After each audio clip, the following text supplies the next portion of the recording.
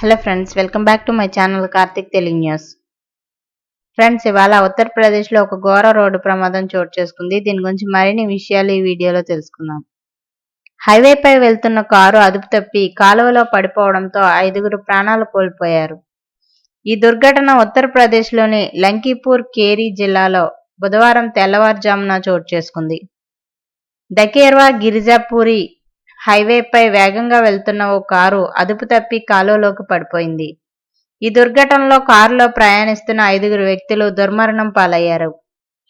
అలాగే మరొకరు తీవ్రంగా గాయపడ్డారు. ప్రమాద సమాచారం అందుకున్న వెంటనే స్థానిక యంత్రాంగం, పోలీసులు సంఘటనా స్థలానికి చేరుకుని సహాయక చర్యలు చేపట్టారు.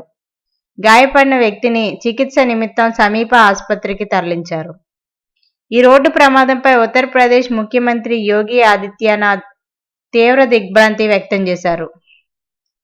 మృతుల కుటుంబాలకు ఆయన ప్రగాఢ సానుభూతి వెల్లడించారు.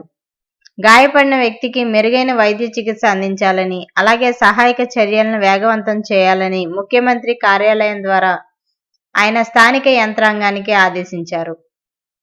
ఈ విషాద సంఘటనపై పోలీసులు కేసు నమోదు చేసి ప్రమాదానికి గల కారణాలపై దర్యాప్తు ప్రారంభించారు.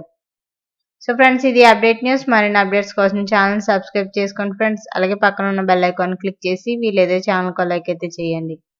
Thank you friends. Thanks for watching this video.